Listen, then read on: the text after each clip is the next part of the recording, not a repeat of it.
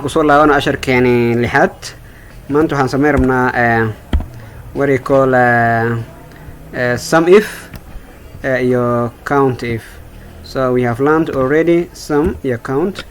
Sum waxay sameynaysaa waa isku daray jiray laakiin hadda if aan raacinayna conditional is conditional hadda la raaciyo macnaha waa you specify intaan tirada ka badan isku dar inta kale iska daa amalna like wixii 50 ka badan isku dar riwaayad baan siinayna ama wax baan shaqan siinayna inta kale ka daa macnaha haddii examka dadka galeen intaan 50 ay ka baday ka bataan wixii 50 ka batay amal aan rabnaa marka zaydku you are specifying the ranges then let's see now let's type with the formula that we specify with the functions. Marka waxaan leenahay is equal to sum if open bracket. Okay, the ranges are dooranaysa ranges which is now wixii halkan tiradooyinka aad rabto ilaa iyo column-kan wixii tira ku jiro intii konton ka badan le isku dar inta kale iska daa. Hadda meesha waxaa laga tagi doonaa 45 konton ma gaarin 34 ma gaarin waxaa la isku daraa 50 iyo 70 intaas la isku dari doonaa comma ala leedahay ay open bracket mana semi quotation open ala leedahay. Okay, maxaa qoraysaa marka greater ayaa qoraysaa calaamada greatergaas u taabanaysaa numberka rabto inaad mana ku stop gareyso 50 inta ka badan way 50 inta ka badan ayaa rabnaa inaan isku darno. Okay, sana leenahay close mana quotation mark then close bracket 140 ay soo saareen that is sum if waxaa la isku daray 70 bala 70 140 ayaa la sameeyay sooma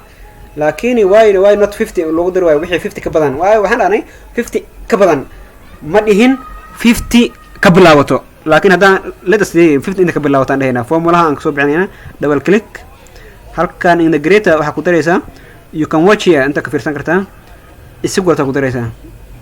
then 50 inta ka bilaabato way waxay noqotaa 190. That is how you can now we autofill ayaan ku sameynayna unless you do not do autofilling you cannot do anything. Sorry I'm idinku qeylanayaa I thought that you are my students lakin students so waan u bartay that I when I'm just appointing with some salaries I used to slap even students alright.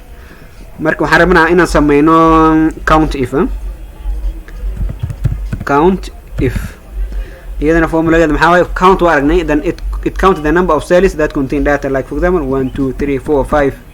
6 7 ay soo dhigi jirto ma laakiin hadda in iska tiri ma ahan specific ayaan rabnaa inaan sameyno waxaan rabnaa intii cell ah oo 50 ka badan ku jirto is tiri aan leeyahay marka is equal to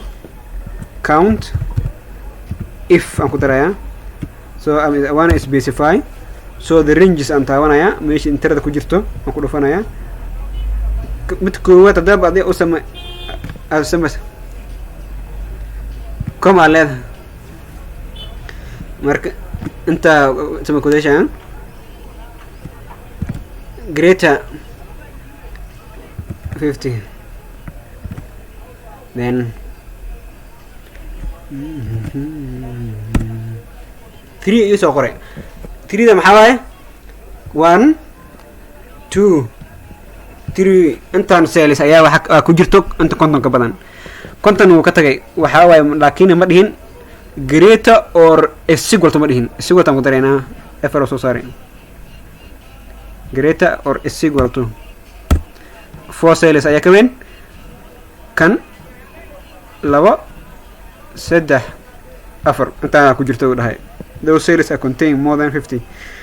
you can autofill then to see the rest. Okay, asharkeen intuu noo ogyahay by discussing with sum if count if I'm discuss greening. Mark, please subscribe if you like. I'm still Zaki Janai, so I'll be posting more and more lessons upcoming. Let us meet our 7th tutorial.